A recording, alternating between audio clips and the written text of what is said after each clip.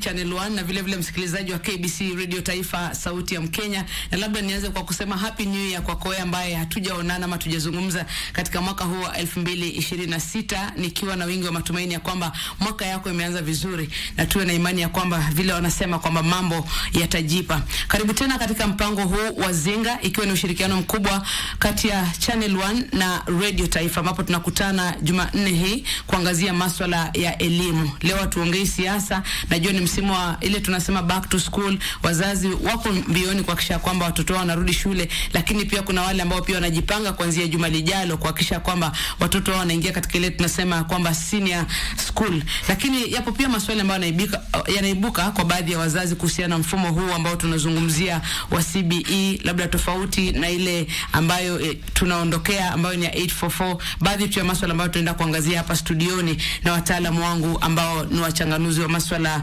ya elimu. Mtazamaji na msikilizaji, basi nakukaribisha. Kumbuka ya kwamba mwaka uliopita wanafunzi waliweza ama walifanya mtihani wa KJSEA ili kuweza kuhitimu kwenda katika shule za upili. Mtihani huu ambao uliweza kutolewa ama kutangazwa Disemba mwaka uliopita. Hata hivyo pia maswali mengi yameibuka kuhusu uchanganuzi ama uchaguzi wa wanafunzi wanaofaa kujiunga na shule za upili. Je, ni mbinu gani ambayo ilitumika kuweza kuweka wanafunzi kutoka shule moja na kwenda katika shule nyingine?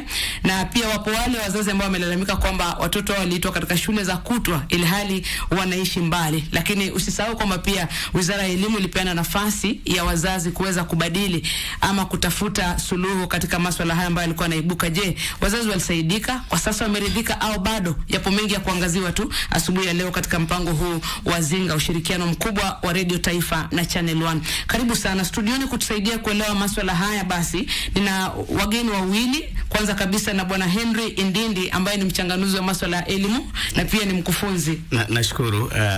Naitwa Henry Indindi.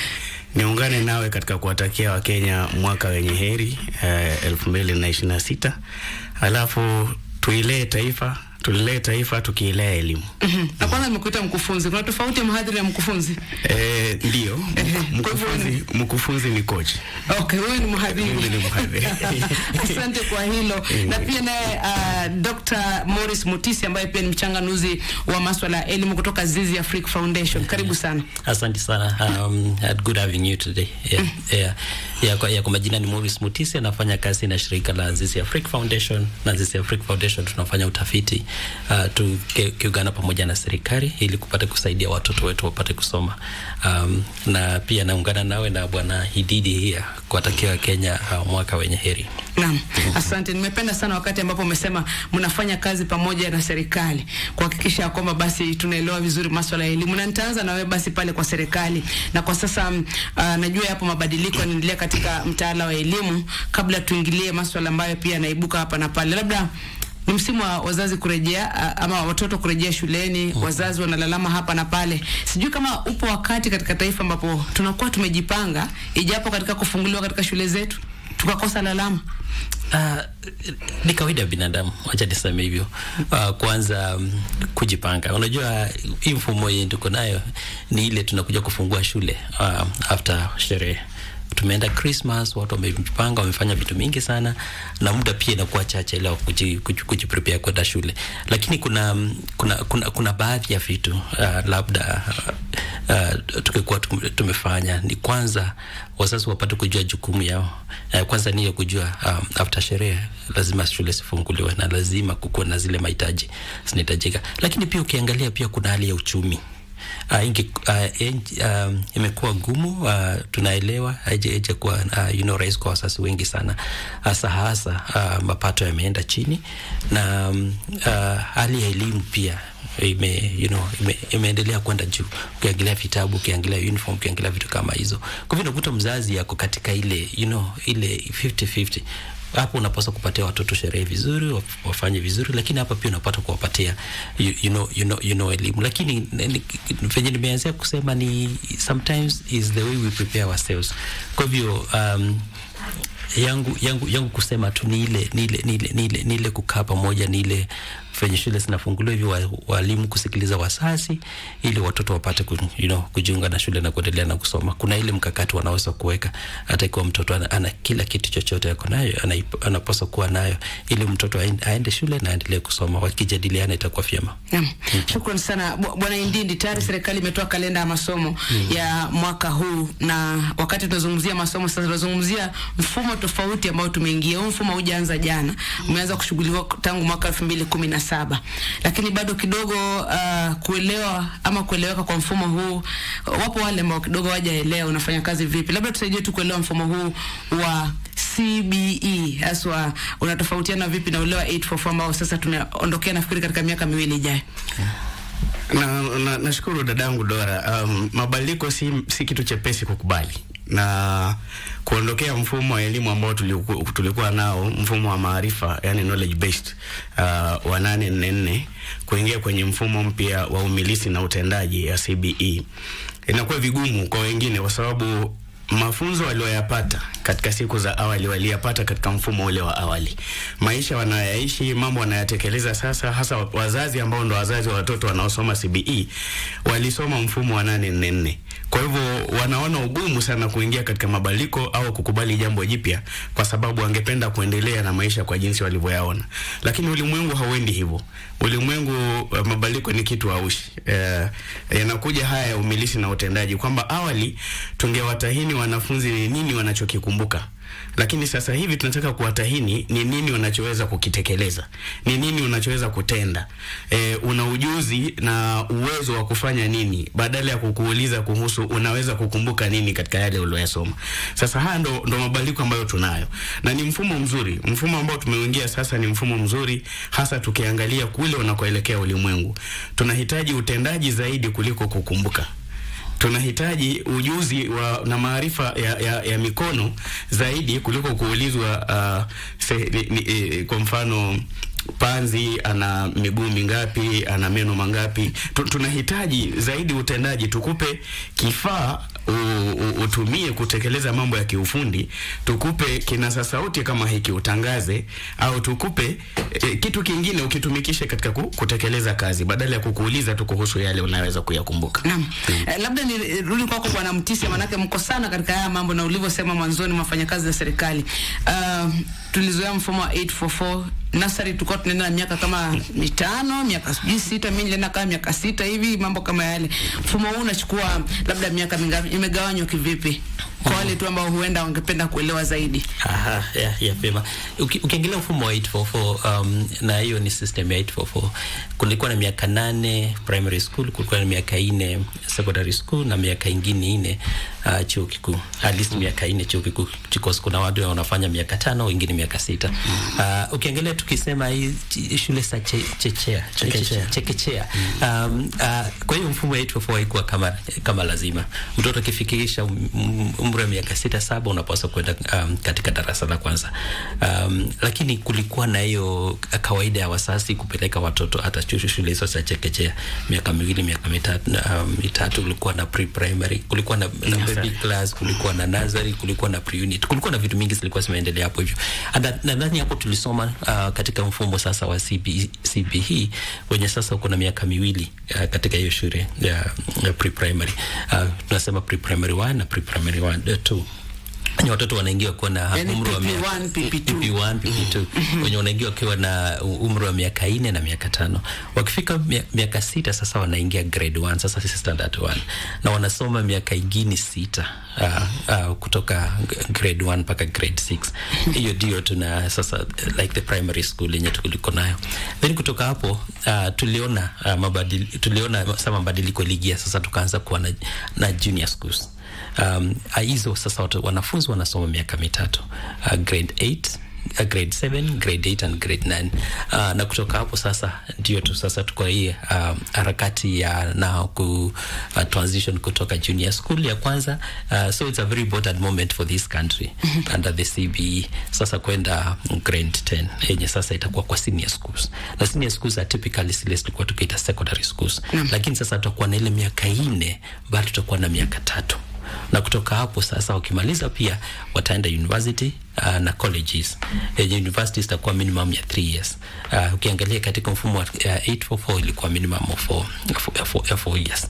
Lakini pia ningetaka kusema, tunasema si 844 inaisha kwa miaka miwili. Bado hao wanafunzi wakitoka hapo wataenda colleges, bado wataenda universities. Kwa hiyo tuko na muda kabla 844 itoke kwa system kabisa. Lakini wale secondary kwa sasa wako kidato cha 3. Kidato cha 3. Kwa hivyo inamaanisha by next year 2027 ikiisha then tutakuwa 844 imeisha katika our primary and secondary schools.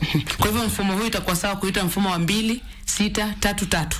Itakuwa vyema kuita mfumo wa 2-6-3-3.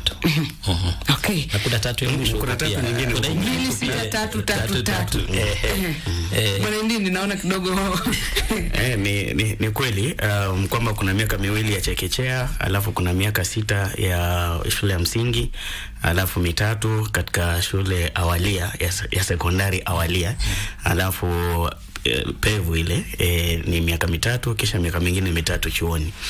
Na ulisema nasema kuhusu wale ambao wanafikiri sasa mfumo wa 844 umetelekezwa ama unaondoka. Niliona katika majarida leo asubuhi kwamba wapo wazazi wanahisi kwamba watoto ambao katika mfumo wa 844 kidogo hawaangaziwi kwa sasa. Serikali inaangalia sana sasa mfumo huu mpya wa CBE. Ndugu wazazi mlio na wasiwasi, wajua hili ni jambo la kawaida hasa katika ndoa za mitara. Akiolewa mke mdogo anaonekana kuwa na fasheni sana kushinda yule wa kwanza, lakini haimaanishi kwamba yule wa kwanza si mke. Yule wa kwanza pia ana nafasi yake na ana nafasi muhimu. Kwa hivyo mfumo wa 844 ungalipo, kuna kidato cha 3, kuna kidato cha 4. Nafasi hizi zote ni muhimu kwa sababu wakitoka hapo wanakwenda chuoni. Jambo ambalo limekuja zuri ni kwamba wale ambao ni wa mfumo mpya wa CBE ama wa umilisi na utendaji wanaingia kusoma pamoja na wale waliosoma 844, wanaosoma 844. Kwa hivyo inawezekana hawa watakuwa na tajiriba nzuri hata kushinda wale watakaowafuata baadaye. Wanaweza kuchota maarifa kutoka kwa watangulizi wao na pia waingie na maarifa mapya wanaoingia nayo. Na nikumbusha kwamba wanasema pia ule mfumo wa 844 wakati ulikuwa unaingia kuondoa ule wa ilikuwa CPE ama ulikuwa namna gani, pia kulikuwa na mambo kama haya kwamba walikuwa nakutana mahali. Unakutana mahali na ukiingia unapata bahati ya kuchota maarifa kutoka kwa wenzio wanaoondoka na wao wanachota maarifa kutoka kwa wale wanaoingia, na hilo linakujengea tajiriba kubwa kushinda mtu ambaye atakuwa ametoka tu bila kuionja hii nyingine. Kinachojitokeza kwa sasa kugusia kidogo hapo kabla, unajua wakati tulifika junior schools, tulikuwa na wanafunzi walikuwa wameenda grade 8. Na mtoto mwingine hapo, mwanafunzi hapo ameingia grade 7 na anasemekana kwa secondary, na kuna mwingine ameingia grade 8 anasemekana kwa primary. Kulikuwa msuko ulikuwa, na ni kawaida katika mabadiliko, lazima kukuwe na msuko vitu siendelee.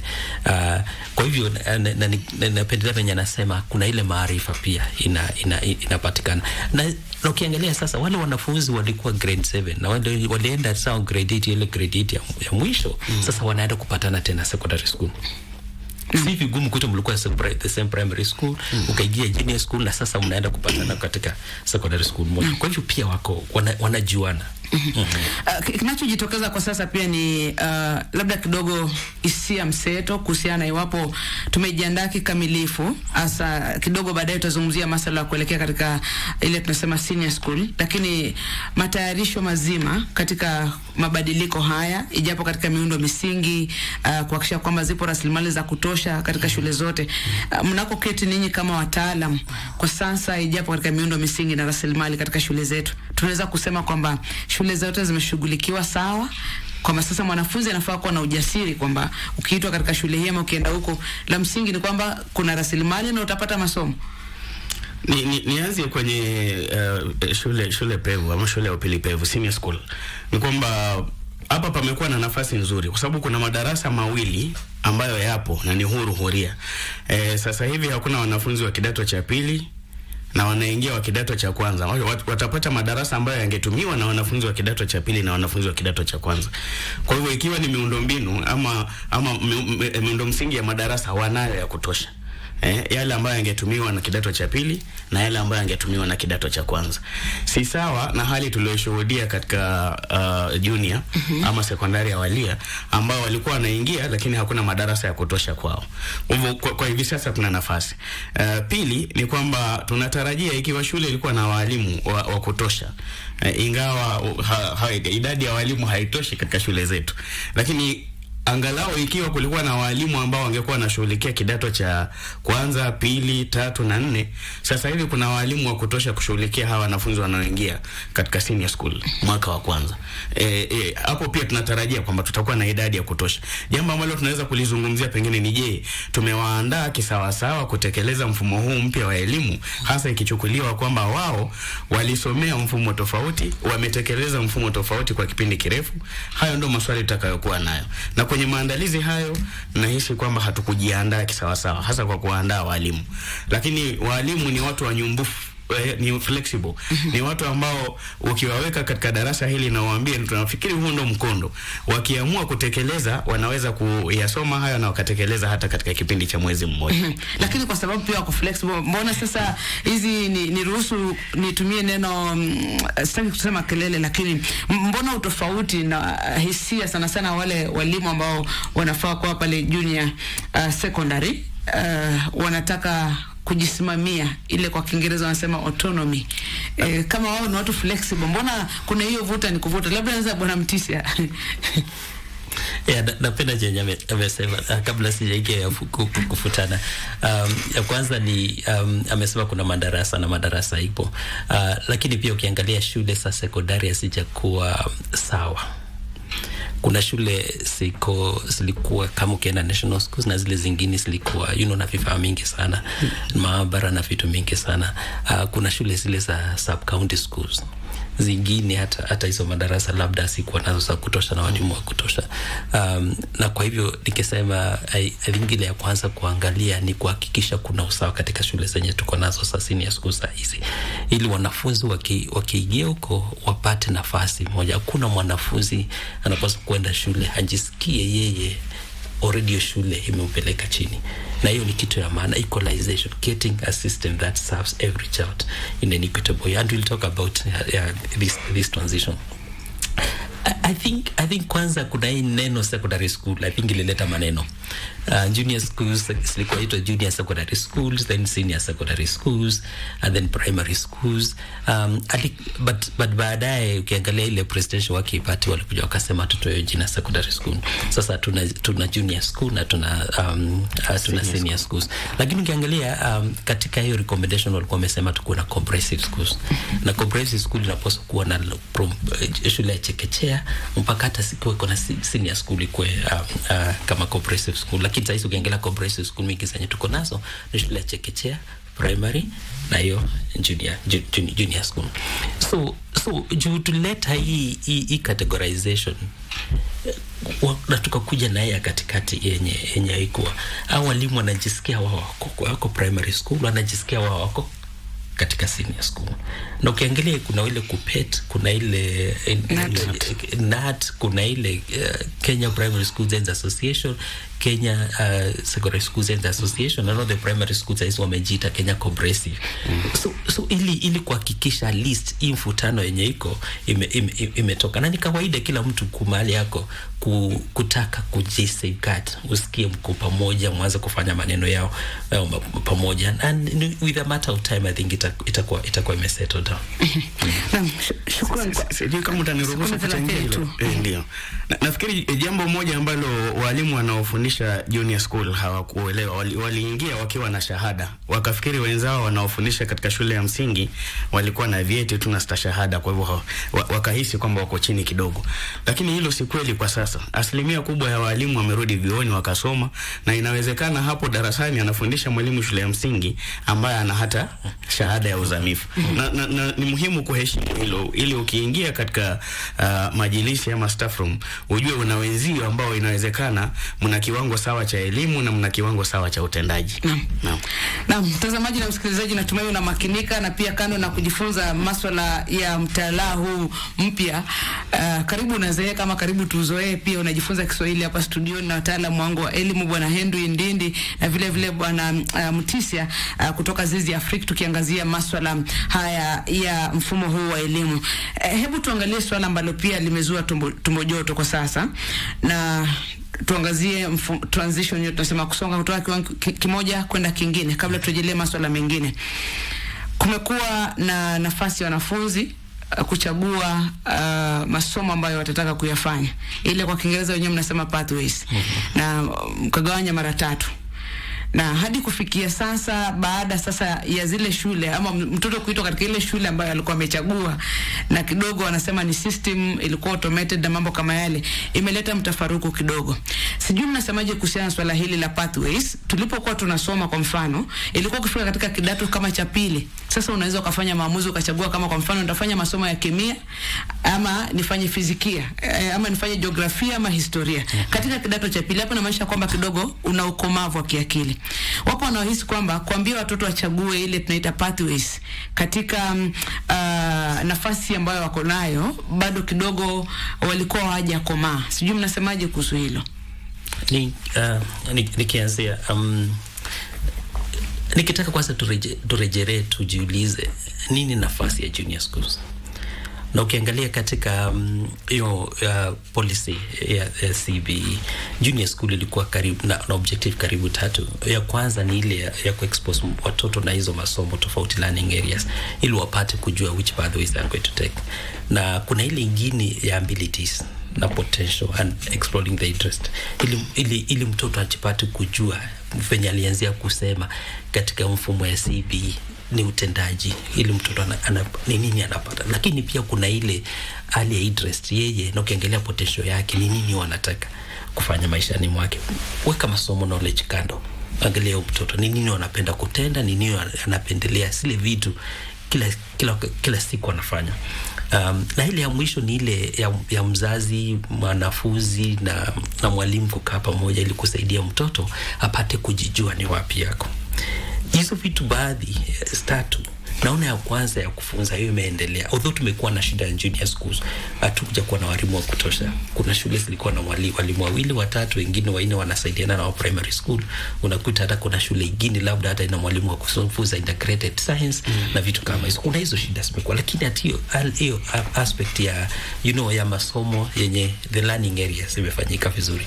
Lakini ukiangalia ile interest ya potential na vitu zingine, hapo kuna tatanishi kidogo.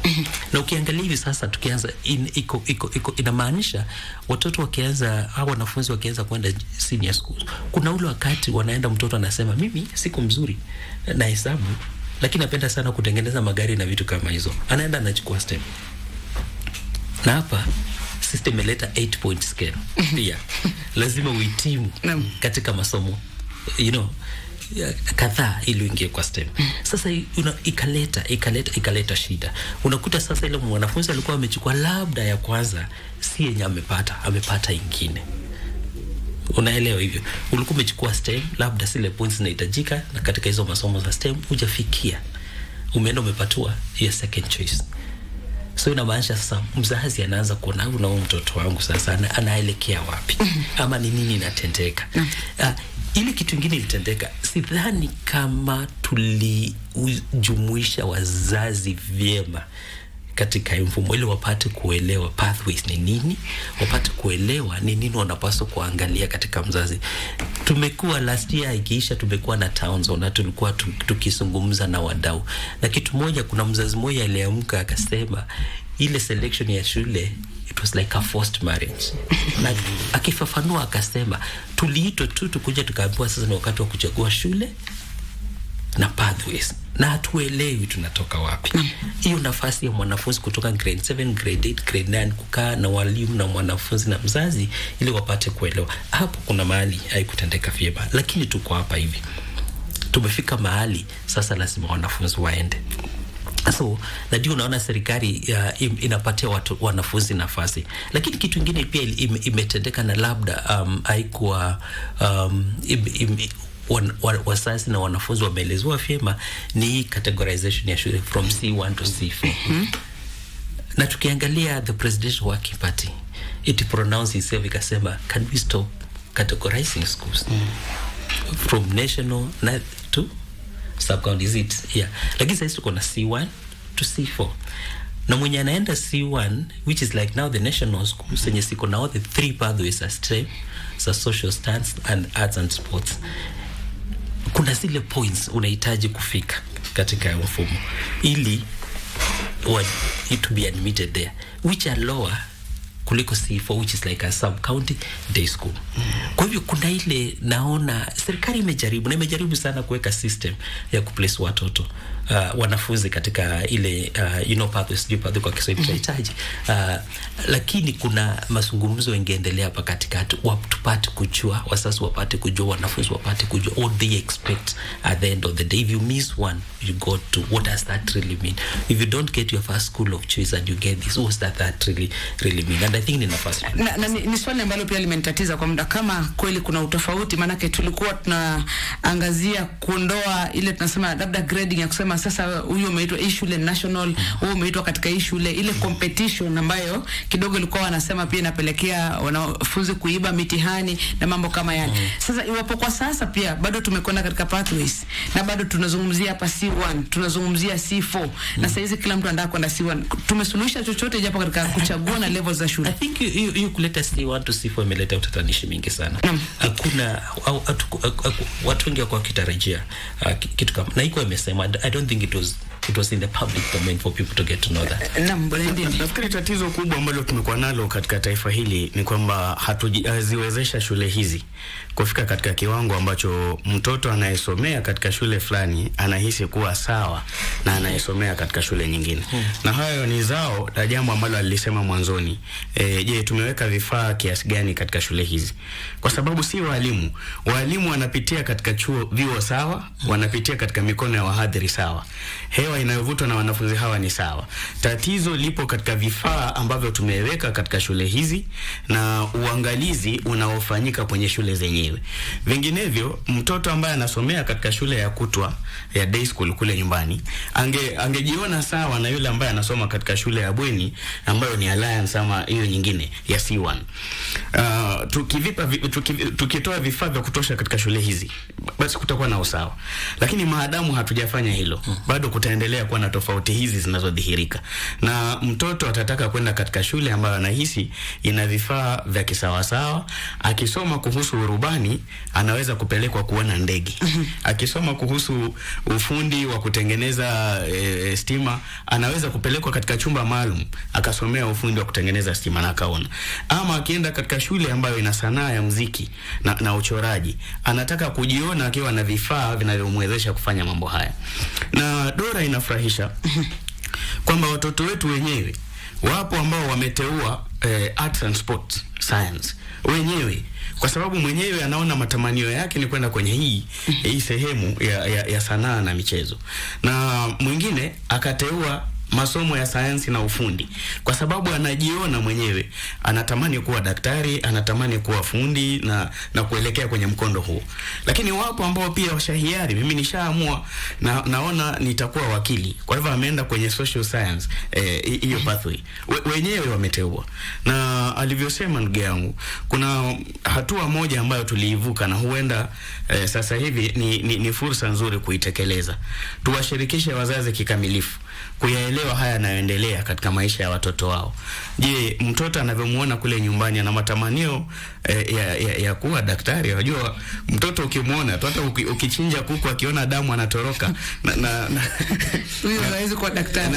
Anakuambia anakwenda kwenye upasuaji. Lazima uanze kuzungumza naye, aanze kuelewa ni nini ambacho atakiona zaidi kwenye udaktari au taaluma ya tiba ambacho kinaweza kuwa na maandalizi katika kuona kuku akichinjwa. Kwa hivyo inaendelea pale. Je, haya maamuzi yameletwa kwa mapema, mtoto haja koma, ama ni sawa tu kwamba maandalizi yaanze mapema tukisonga mbele? Kwa kweli maandalizi yanapaswa kuanza mapema. Na mtoto kwa mfano tukizungumza kuhusu hii miaka, wajua shule ya msingi ya awali ilikuwa miaka 8, sasa hivi imekuwa miaka 6. Hii miaka miwili ambayo ilikuwa katika miaka 8 imerushwa katika junior school, na shule ya upili ya kawaida ilikuwa na miaka 4, sasa hivi na miaka 3. Mwaka wa 4 wa kule umerejeshwa hapa. Kwa hivyo hakuna tofauti kubwa katika hali hii. Ni miaka miwili iliyokuwa ya msingi imechanganywa na mwaka mmoja uliokuwa wa upili, na hapo ndio wanafunzi walikuwa wanafanyia maamuzi kuhusu masomo wanayotaka kuteua. Kwa hivyo ni sawa tu. Nimekuwa juzi mahali na imeanza kujitokeza. Sasa kama mtoto wako alichagua STEM, eti mtoto wako ni mwerevu. Unasikia wazazi wakizungumza hapa na pale, mtoto wako ni mwerevu kwa sababu alichagua yale masomo ya sayansi, teknolojia, uhandisi na hisabati. Kwamba kama wako ameitwa kwa zile social sciences, kidogo anaanza kuona yuko chini. Alafu sasa akienda kwa arts unahisi kwamba yuko chini. Na imedhihirika pia wakati ukiangalia idadi waliochagua shule zile za ama masomo ya STEM, takriban nusu milioni ya asilimia ya wale wanafunzi milioni 1.1 takriban walichagua masomo ya STEM. Sasa sijui kama italeta kutokuwa na usawa kwa mapema tukisonga mbele, kwamba we can tell huyu yuko kwa ile shule kidogo hayuko vizuri kimasomo, lakini yule ambaye yuko kule sasa hawa ndio future nchi fulani. Sidhani, lakini labda kuna hiyo mindset uko nje. La ukitwa STEM wewe ni mwerefu, na ukitwa arts and sports wewe si. Hapana, haipaswi kuwa hivyo. Nikirejelea venye nilisema, interest potential ya mtoto. Unaweza kuwa ni wewe ni mwerefu na unasema mimi katika maisha yangu nataka kuwa katika hiyo nyanja arts and sports. Na umepata hata hizo 72 points na unaenda hapo, hakuna ubaya. Haimaanishi wewe ati wewe umelegea kimaisha ama nini. Na ni vizuri wazazi wapate kuelewa hivyo. Ya pili yenye nikitaka kusema, ukiangalia hasa serikali pia iko na malengo. Inasema katika zile training mingi zinafanyika 60% siende kwa STEM, because you also looking at the future of the country and the global, kuna the way the development itakuwa. Kwa hivyo hiyo ni nafasi moja serikali ilikuwa imesema at least 60% of learners na training sikuwa on the science, technology, engineering and mathematics. Na ukiangalia hii maanishi sasa juu serikali inataka hivyo au ndio wale watu werefu. Hapana, ni kuangalia malengo ya nchi na kuangalia ni wapi tunataka kuelekea. Lakini inamaanisha basi ipo hatari kwamba zipo shule ambazo zitakuwa na wanafunzi kupita kiasi, na huenda kutakuwa na shule ambazo labda wanafunzi watakuwa wachache. I think imeonekana. Nimekuwa kwa nyumbani mashambani na nimeona wasasi venye hata shule zingine niko kwa kanisa wanasema wanataka wanafunzi waende waka-apply hizo mashule zao wanawaita. Na nimeona wanafunzi wameitwa shule zingine na bado wanapata barua zingine kwa mashule zingine. Sasa sijapitia kwa system because kuna hiyo kuna uwezekano, lakini by the time hii system inaenda kusettle unaona wasasi shule hakuna shule itakuwa na wanafunzi. Hakuna shule itakuwa na wanafunzi. Hiyo ni ya kwanza. Ya pili, yenye nikitaka kuongezea hapo ni ile ukiangalia STEM, the 3 pathways, na wende shule kama Alliance, you see for an example national schools, they're offering the 3 pathways, most of them. The extra counties really now C2, they're offering at least also I think the 3 of them. Kwa hivyo tupata wanafunzi katika shule moja wako mixed, kuna wanafanya hii, kuna wanafanya hii, lakini kuna kitu moja itakuwa ikiwajumuisha. I say me because you're not doing arts and sports, au utaenda kufanya extracurricular activities, utajipata kwa kiwanja, because you have to keep a healthy nation. Lazima watu wapate kujua how to exercise na vitu zingine. Na ukifika wakati utakuta wanafunzi wataanza kuongea pamoja, wataanza kuidirect pamoja, wataanza kuappreciate yule mwingine chenye anafanya. Kwa sababu kitoka hapa nje atakuwa na umuhimu wake. Utakuwa wewe kwa STEM, kuna umuhimu wako. Kuna mwingine utakuwa ukimhitaji. Na ukianza kufanya kazi pamoja, utaona kila mtu ataanza kuappreciate ni nini what each pathway means. It doesn't mean now Junior fanya STEM mimi sasa ni mimi mrefu kabisa katika dunia. Naam, Dora nafikiri nilifafanue hili ambalo analisema ndugu yangu kwa sababu ni muhimu sana. Naam. Na wapo waimbaji wawili, wasanii wawili wa nyimbo za Kijaluo. Mmoja anaitwa Osogo Winyo.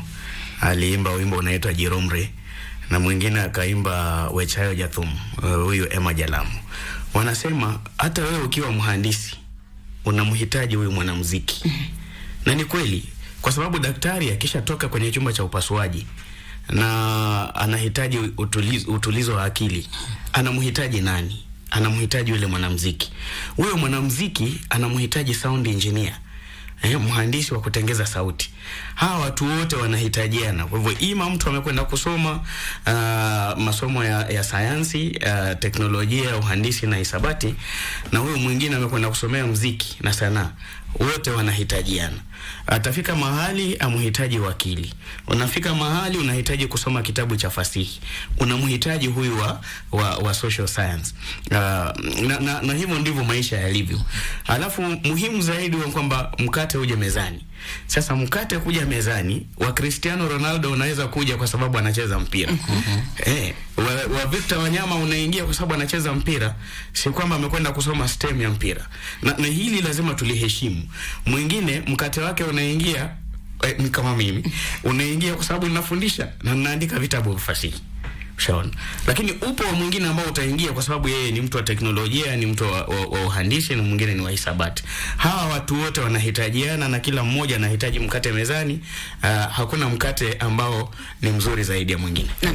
Kabla tumshirikishe mwananchi asubuhi ya leo kupitia mitandao yetu ya kijamii, msikilizaji na mtazamaji unaweza kuweka ujumbe wako pale katika mtandao wetu wa Facebook KBC Radio Taifa Sauti ya Mkenya, KBC Channel 1, na pia unaweza kuntag @Doramanya kupitia mtandao wa X na #Yazinga #GMK. Basi kama una swali lolote ama kuna swali ambalo ungependa pia tukaweze kulichanganua ipasavyo, una nafasi ya kufanya vile, na katika muda si mrefu tutaweza kupokea simu chache. Tulitaje hili kabla tujakwenda kupokea simu chache. Kwa sasa tumezungumzia ndio hizo pathways hizo tatu ambazo tumesema, mmesema haitaleta shida yoyote. Mtu wa STEM ni sawa tu, imaanishi ni mwerevu kuliko mtu ambaye amechukua arts and sports na pia social sciences, kwamba wote ni sawa. Lakini jambo moja ambalo pia nimeona likijitokeza pia kwa walimu haswa walimu wakuu ambao wamehisi ni kama yale mamlaka ya kuchagua ama wanafunzi kuchagua zile shule ambazo wanataka ni kama wamenyang'anywa. Mnachukuliaje kwamba sasa mara hii kuchaguliwa kwa shule ilifanyika katika njia tuseme ya mtandao? Sema kwamba ilikuwa ni automated kwamba ndio sababu walipeana wiki moja. Kama unalalama mtoto wako kuitwa mahali ambapo ulitaka, bado kunaweza kuwa na mabadiliko. Huu mfumo huu kwenda mbele ndio unafaa kutumika vile, ama turejeshe mamlaka ya uchaguzi wa shule katika shule za upili hasa kwa walimu wakuu? Nikiongelelea hiyo ningesema the world is developing very fast and technology is the way. Hii walimu kwenda kukaa chini kusema nachukua huyu, I think hiyo ni wakati umepita. Lazima to utilize technology na technology yenyewe. Ukiangalia venye wanafunzi walikuwa wameambiwa walichagua shule 12 nadhani, shule 9 zilikuwa za their first pathway yenye wanataka ya kwanza. I think zile zingine 5 ama ni 3 try to remember, yeah, so the second pathway. Na venye serikali ilifanya ni hizo ziliwekwa kwa system, na ikasema sasa kulingana na venye umefanya. Unakumbuka tena tukirejelea kidogo pia ukiangalia placement na inahitaji sana zile points na zile masomo mtoto mwanafunzi alikuwa amefanya kulingana pia na ile pathway alikuwa amechagua. Na ukiangalia kulikuwa na grade 6 assessment yenye ili contribute 20%, kulikuwa na school based assessment ya grade 7 and 8 yenye ili contribute another 20%. Kuna hii KJSEA yenye walifanya last year yenye ilikuwa sasa contribute 60%, ilikuwa 100%. Kwa hivyo ukilinganisha hiyo na venye mwanafunzi alikuwa amechagua, then ukiweka kwa system inapaswa kusema acha tuweke mwanafunzi hapo. Na pia ukiangalia zile shule walikuwa kichagua tena 12 zilikuwa sikue I think boarding schools.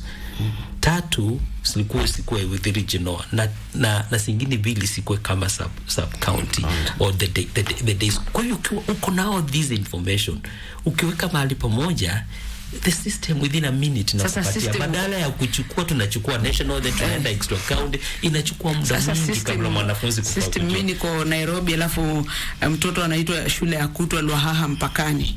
I think kulikuwa na tatizo pia. Na tatizo kwanza ni ile wanafunzi wanaenda wanachukua shule moja wengi na shule zingine hazina wanafunzi. Unaona hivyo, wamechukuliwa chache. Kwa hivyo kuna venye unapaswa pia kuhakikisha shule pia siko na wanafunzi. Ile inakuwa shida ni ile mwanafunzi yako Nairobi na ameitwa day school yenye iko Meru. Hiyo itakuwa ngumu, lakini ikuwa ni boarding school hakuna shida. Remember also we have what we call national cohesion. Hii maana sana. Bwana Ndindi. Kwanza sawa na walivyo askari kwamba wanaweza kufanya kazi katika sehemu yoyote ya taifa, ndivyo ilivyo kwa wanafunzi pia. Wanapaswa kuhiari kufanya kazi popote, kusoma popote wanapojipata. Lakini inaeleweka, na ndio sababu Wizara ya Elimu imetoa fursa kwa wazazi kufika katika shule mahususi na kujaribu kutafuta ikiwa nafasi zinaweza kupatikana hapo. Na si kwa sababu tu ya umbali, lakini kuna sababu nyingine. Kwa mfano, mtoto anaweza kuhitajika kuwa karibu na wazazi wake kwa sababu ya matibabu. Kufanya mfano ambao nilitazama mzazi mmoja akisema jana kwamba watoto ni mapacha. Ni mapacha, ndio. Na mapacha mara nyingi wanataka kwenda katika shule moja. Hawapaswi kutengana sana. Na mambo kama hayo wajua yakijitokeza au yakitokea, pana haja ya kuelewa. Na ndio sababu kulipatikana fursa ya kuomba mabadiliko mwanzoni, na sasa hivi tena kuanzia leo hadi tarehe 9 wizara ilitangaza kwamba bado kuna fursa. Unaweza kutembea katika shule fulani ukaomba nafasi, kupatikane fursa ya kubadilisha mwanao aingie katika shule ambayo una hiari kumuona. Na nilivyosema dadangu ni kwamba hili si swala la umbali tu. Ni swala la karo na uwezo wa mzazi, ni swala la matibabu. Mtoto anapaswa kuwa katika mazingira ambayo pengine mzazi anafanya uangalizi kwa karibu. Kwa hivyo walimu wakuu, wazazi wakija kwenu na mahitaji ya aina hii, tafadhali wasikizeni, kwa sababu pana haja ya kulisaidia taifa letu kuwa imara kwa kuyatimiza mambo kama haya. Asante. Na pia ndakubaliana nanyi, nafikiri sasa ndio mwaka umeanza, ipo haja basi ya kuhamasisha wazazi zaidi. Kama mlivyosema kwamba huenda hawakuhusishwa ipasavyo na hawakuelewa sana japo katika kuchagua zile pathways. Labda sasa kuwe na mfumo ambapo wazazi wanaanza pia kuhamasishwa, na pia swala la labda kuchagua taaluma maishani mapema, labda swala tutaligusia kama tutapata muda, kama tunaweza kuwa na masuala ya career guidance kwa mapema katika shule zetu, ili watoto wetu waweze kuelewa kwa mapema. Kwa sasa niruhusu nichukue simu chache upande wa pili wa studio za Radio Taifa. Mathias, nisaidie simu chache alafu tusonge mbele. Mathias. Barabara kabisa mpenzi msikilizaji, zungumza nasi kupitia 0700176699 Radio Taifa, sauti ya Mkenya. Hello Radio Taifa. Nina swali moja tu. Naam. Sasa. Naam. Mtoto mwenye amefanya sport. Na ndoto yake ilikuwa ya kuwa daktari. Safi. Sasa atawezaje kufanya kozi ya daktari ilhali haye amechagua sport? Okay. Na unajua watoto wachanga sasa hivi hawana hekima ya kuwa na maarifa ya kuchagua kozi mapema, lakini nashangaa sasa mtoto mwenye amefanya sport na ndoto yake ni ya kuwa daktari. Sasa yeye atakuwa daktari vipi? Asante. Safi. Dora. Tunaweza kupokea kama simu zingine kama 3 Mathias, alafu tutazijibu kwa pamoja. Barabara kabisa. Radio Taifa, sauti ya Mkenya. Haya, Radio Taifa, sauti ya Mkenya. Hello. Hello. Nakusikia, jina lako nani? Mimi naitwa James Viro, niko hapa Talanta. Safi ndugu. Ningeomba tu Bwana Ndindi arejelee yale mazungumzo utangulizi ambapo alisema kwamba ule mfumo uliopisha huu mfumo ambao upo sasa. Aliutaja kwa njia ya ufasaha sana mpaka nikapenda, nimesahau. Sasa ikiwa atarejelea nitafurahia sana. Safi sana. Ndindi nadhani amepata hilo. Vile mimi kwa maoni yangu nakubaliana 100% kwa 100. Huu mfumo ambao upo ni bora sana kulingana na vile ulimwengu unavyoenda. Mimi kumbatia, maana yake watoto wanapaswa kuwekwa sambamba na vile ulimwengu wa sasa ulivyo. Barabara kabisa. Asante sana. Radio Taifa, sauti ya Mkenya. Halo Radio Taifa. Sema nasi. Jambo, habari ya asubuhi. Njema, tunashukuru. Naongea na Milimo Kesi kutoka Budalangi. Naam. So, rafiki yangu. Halo. Endelea. Mimi nauliza hivi. Naam. Huyo mchanganuzi ana uhakika kwamba walimu na sekta nzima imeshikilia hiyo CBE nini curriculum vizuri? Manake curriculum hiyo haijapick up. Huwa mimi nasema tu kila mara kwamba haijapick up. Ndio maana inasumbua the whole sector, inasumbua wazazi, inasumbua hata walimu. Hawajui na ni kitu kigeni. Ningewaomba tu waende nacho polepole. Elimu yenyewe ni nzuri. The curriculum is very far better. So, washikilie tu hapo ili tuende tu polepole tutajifunza. Asante. Milimo Kesi kutoka Budalangi. Asante. Tupate mmoja kisha tuende kwa. Karibu sana. Omar Baba Saina kutoka Legon na Dikaodi. Niko na maswali mawili chacha. Uliza. Swali la kwanza, delay expectation na very pia wakati wetu tofauti ni nini? Alafu jambo la pili, je, hii mzimo mtoto anachakua venye anataka ama anachakuliwa kwa ajili mchukuu wangu alichakuliwa venye hapo anataka? Shukran. Asante. Shukran Matias. Turejee hapa kwa wachanganuzi wangu, tupokee ama tuweze kujibu hayo maswali machache kwa ufupi zaidi. Nafikiri mengi umegusia, labda tu ni kutilia mkazo. Tuanze na swali hili la mwisho. Kwa mfano, mtoto alichaguliwa ama alichagua kwa sababu alichokichagua, ama alipochagua si mahali ambapo alifanya nini, aliitwa? Ndio, ni kweli. Na mimi Dora, uzuri ni kwamba mwenyewe pia na binti yangu ambaye imempata kadhia aina hiyo. Shule alizoziteua hakuna hata moja inayojitokeza katika shule aliyoitwa. Lakini ni kwa sababu ya kile ambacho amekizungumzia ndugu yangu kwamba mfumo ulikuwa automated. Walikuwa wanaangalia huyu mtoto anataka STEM. Hizi alama alizopata na katika STEM na hizi shule ambazo zina STEM katika taifa zima, ikiwa anastahili kuwa katika C1 au anastahili kuwa katika C2, akikosa kwenye zile shule alizoteua, tunaweza kumweka kwingine katika zile ambazo zina STEM lakini ni za kiwango sawa na hicho, na ndo sababu binti akajipata hapo. Kwa mfano, kwa hivyo kwa mzazi ambaye mwanawe alijipata katika shule ambayo hakuichagua kama mimi, ni kwa sababu ya alama alivyosema na jinsi walivyoangalia idadi ya wanafunzi waliopatikana katika zile shule alizokuwa ameteua pamoja na alama. Kwa hivyo wakaangalia ni wapi kwingine tunakoweza kumweka katika yale matamanio yake ya kusomea kozi hizi, ndio akajipata katika sehemu hiyo. Alafu kuna huyu mshabiki wenu sana huyu Milimo Kesi wa kutoka Budalangi ambaye ameuliza, je, tuna hakika kwamba watu wamekubali mfumo huu kisawasawa ama ni kusuasua? Na ametaja walimu. Ndio, walimu.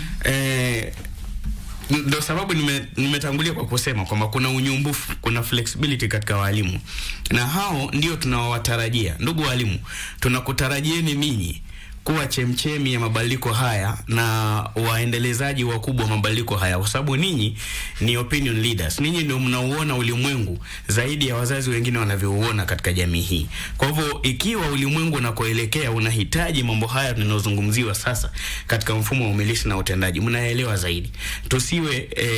Tusiwe kizuizi cha kupatikana kwa mabadiliko au kubalika kwa jamii yetu, na ndio sababu tunaomba tena walimu wapate mafunzo ya mara kwa mara ili wahiari kukubali mfumo huu. Dadangu, si jambo rahisi. Ikumbukwe kwamba walimu wenyewe tunawazungumzia walisoma mfumo wa 8-4. Walipotoka shuleni wamekuja kufundisha mfumo wa 8-4. Sasa tunawaleta katika mabadiliko. Hakiwi kitu chepesi kukubali kuingia katika mabadiliko kutoka kule ulikosomea ukafundisha, na sasa unapaswa kuingia katika ulimwengu mpya. Lakini tunawaomba kwa sababu wao ndo mboni za jamii, wao ndo macho ya jamii kwa kiwango kikubwa. Wahiari mabadiliko haya kwa wepesi na wataisaidia jamii. Turudi kwako, kuna mtu alikuwa anasema urejelee utangulizi wako hapo mwanzo, lakini wacha nirudi kwako Bwana Mutisia. Mawili labda uyagusie pale. Mtoto anataka udaktari kidogo, yuko huku kwenye sports. Huo mchanganyiko kidogo labda unafaa kushughulikiwa vipi? Yeah, ni jambo gumu.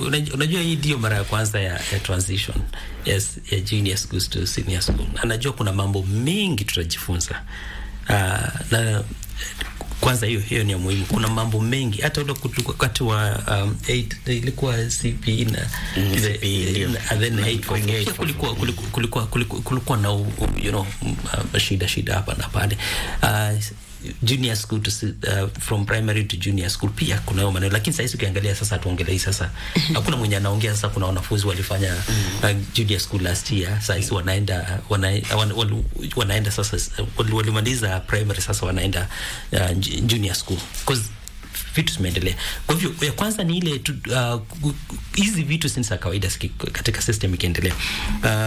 Lakini hii swali ni swali pia inapendeza na inalingana na ile swali pia ya mwisho, kama mtoto alichagulia ama alichanguliwa. Kuna hiyo sehemu ya shule, lakini kuna hiyo sehemu ya pathway.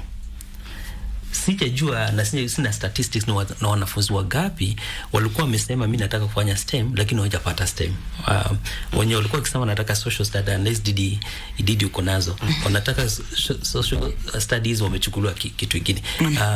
Na hiyo tukishaanza kupata hizo statistics labda tutaanza kurekebisha. Lakini itakuwa ngumu pia ikiwa mwanafunzi hajatimia katika ile masomo ya udaktari ya kwenda kufanya ile pathway inalingana na udaktari. Ikiwa hajafikia hizo points itakuwa vigumu sana. Ikiwa amechukua sports na hajalinganisha zile points itakuwa vigumu sana mwanafunzi kutoka sports aende apeleke katika. Lakini ikiwa amepata sote, kuna uwezekano, ndio maana wanafanya choices. Kuna first choice, kuna second choice, sasa yenye inaendelea. Ikiwa amefikisha hapo, nafasi ipo. Lakini swali la kujiuliza na tena kurudi tena ni ile interest ability sa mwanafunzi. Na ile jambo tunapaswa kujitayarisha tukiendelea na hii mfumo ni tujipate tumerejelea ile aliita knowledge education. Tuanze kuangalia tu nini hali ya masomo tu peke yake. Hiyo itakuwa tumeirudia ile mfumo wa 844. Lakini saa hizi ni ile kujua ikiwa labda njudapo ndio tupo na tukufanya vyema kujua abilities na potentials na interests za mwanafunzi. Na katika career guidance if you want to talk kuna ile assessments za kufanya, unapatia mtoto mwanafunzi anafanya hizo assessment, na hizo kuna ile score akipata unaanza kusema huyu anaenda without now even these other masomo zenye ziko hapo. Hii ni ile mfumo na ile path unapaswa kwenda. Kwa hivyo ningesema hivyo, labda iko aina points itakuwa vigumu. Kwa sababu ya muda, najua huu ni mjadala ambao tuwezi kukamilisha na tutakuwa tunazungumza mengi hata kuanzia juma lijalo. Wale wanafunzi wa grade 10 watakapokuwa wanaingia katika madarasa yao, tutakuwa na mjadala zaidi kuhusiana na masuala haya. Lakini labda unapatia tu sekunde 30 kila mmoja. Train imeshaondoka kwenye unasema stendi, sasa lazima mfumo huu tukumbatie. Mianya gani labda kwa sekunde 30 tunasema kwamba hii ndio mianya ipo, serikali kiangazia basi mambo yako sawa? Niunganisha hilo katika sekunde zangu 30. Kuna huyo mwenzetu ambaye alikuwa ameuliza, je, unaweza kusomea udaktari ikiwa umeweka kwenye sport? Kuna sport science na wapo madaktari ambao ni madaktari wa sport. Kwa hivyo anaweza kuteua kwenda kwenye sport science, akasoma sports management, akasoma sports treatment, akasoma mambo ambayo yanahusiana na tiba kwenye masuala ya sport. Kwa hivyo inawezekana. Na mianya ambayo ipo katika kutekeleza mfumo huu ni kwamba kwanza hatukuwawezesha wazazi kuelewa kisawasawa huu mfumo unapaswa kuwapeleka wapi watoto wao. Nafikiri hili ni jambo ambalo ni jambo la uhamasishaji ambalo lifanyike sana. Pili ni kwamba tunasuasua sana katika kuandaa walimu ambao wanapaswa kuwa watekelezaji wa mfumo wenyewe. Na hili ni jambo ambalo linapaswa kuchukuliwa kwa dharura, kwamba kila mara tunapotaka kulitekeleza jambo fulani, wale wahusika wakuu wale ambao tunawatarajia kuwa wadau wakuu wa kutekeleza mfumo fulani au mabadiliko fulani, tuwahamasishe, tuwaingize katika mafunzo, tuwawezeshe na tuwahami kisawasawa kujikubali kwamba wao ndio waendeshaji wa hiyo train. Asante. Sekunde 30. Sekunde umeongelea maneno walimu na wasasi, lakini pia ningeongelea sasa pia to ensure we have made investment in our senior schools, ili mwanafunzi hata ukichukua STEM kwenda kufanya katika day school yenye kwa sub county hapo hivyo, na mwenye yuko national school yenye labda C1 wajisikie sawa, wako na kila kitu, wako na walimu, wako na resources zenye ziko hapo hivyo. Ili ya pili ningerejelea ni junior schools, career guidance. We need to have a structured career guidelines, and we need to have the right skills and teachers, ensuring children by the time wanafika grade 9 chenye wanachagua inaligana. Mahali pazuri pa kumalizia kwamba kile ambacho wanachagua wakuwa wamekielewa vizuri, career guidance. Kwa sababu ya muda tukomea hapo kwa leo, lakini mjadala huu utakuwa unaendelea. Asante sana Bwana Morris Mutisia kutoka Zizi Africa Foundation, mnashughulika na masuala ya utafiti sana katika mambo ya elimu. Asante kufika. Karibu sana. Asante pia Bwana Henry Ndindi, yeye ni mhadhiri, yeye ni mwandishi wa vitabu na vile vile mtaalamu katika masuala ya elimu. Shukrani. Nashukuru sana. Na kwa ambao umetizama na vile vile kufuatilia majadiliano haya kupitia Radio Taifa, tunashukuru pia. Asante sana kwa elekezi wangu, wapiga picha na vile vile maproducer wangu Nancy Kemunto na wenzako wote ambao wamefanikisha makala haya leo. Nasema asante sana na kurejesha katika studio zetu mbili, Channel 1 na vile vile Radio Taifa. Tufanye hivi tena Jumanne ijayo.